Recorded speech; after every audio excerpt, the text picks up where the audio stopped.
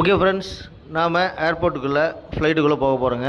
இப்போ வந்து பார்த்திங்கன்னா நம்ம சென்னையிலேருந்து வரும்போது நம்மளை அந்த ஷட்டில் பஸ் மூலிமா கூட்டிகிட்டு போயிட்டு ஃப்ளைட்டில் ஏறணும். இப்போ வந்து பார்த்திங்கன்னா ஃப்ளைட் இங்கே நியர்பையே இருக்கிறனால இங்கே வந்து பார்த்திங்கன்னா ஒரு ரோப் மாதிரி இருக்கும். அந்த வேலை உள்ளே போனோம்னா அப்படி ஸ்ட்ரெயிட்டாக நம்ம ஃப்ளைட்டுக்குள்ளே போயிடுவோம். இது வந்து பார்த்திங்கன்னா நம்ம உள்ளே தான் போக போகிறோம். வெளியே வந்து பாருங்கள், விண்டோவில் பார்த்துட்ருக்கோம் ஃப்ளைட்லாம். இப்போ வந்து பார்த்திங்கன்னா இந்த இடத்துல இருந்து நம்ம அப்படியே இந்த செக்இன் இமிக்ரேஷன்லாம் முடிச்சுட்டு உள்ளே போனோம்னா ஸ்ட்ரெயிட்டாக நம்ம ஃப்ளைட்டுக்குள்ளே போயிடலாம். ஃப்ளைட்டுக்குள்ளே போயிட்டு நம்மளுடைய ஃப்ளைட் உடனே டேக் ஆஃப் ஆகிடும். தயாராக தான் இருக்காங்க எல்லோரும். நிறைய ஃப்ளைட்ஸ் நின்றுட்டுருக்குங்க. பேங்காக் இந்த ஏர்போர்ட்டும் பார்த்திங்கன்னா நல்லா சூப்பராக பெரிய ஏர்போர்ட்டாக தான் இருக்குது. இந்த வழியாக தான் போக போகிறோங்க. இப்படி போயிட்டு நம்ம அப்படியே ஃப்ளைட்டில் உள்ளே போயிடுவோம். இங்கே பார்த்திங்களா, இந்த இதில் போகிறோம், செக்இன் முடிக்க போகிறோம்.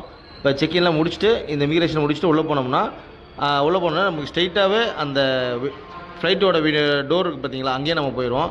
அங்கே போனாலே நம்ம அப்படியே நேராக ஃப்ளைட்டுக்குள்ளே வந்துடுவோம். பாருங்கள், ஃப்ளைட்டுக்குள்ளே வந்தாச்சு. இப்போ நமக்கு சீட்டு வந்து விண்டோ சீட்டே கிடச்சிருச்சு.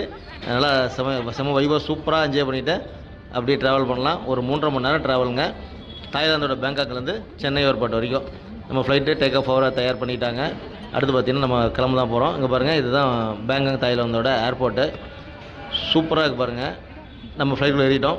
இண்டிகோ ஃப்ளைட் நம்ம வந்தது இண்டிகோ ஃப்ளைட் தான். இப்போ போகிறது இண்டிகோ ஃப்ளைட் தான். நம்ம சேனலுக்கு புதுசாக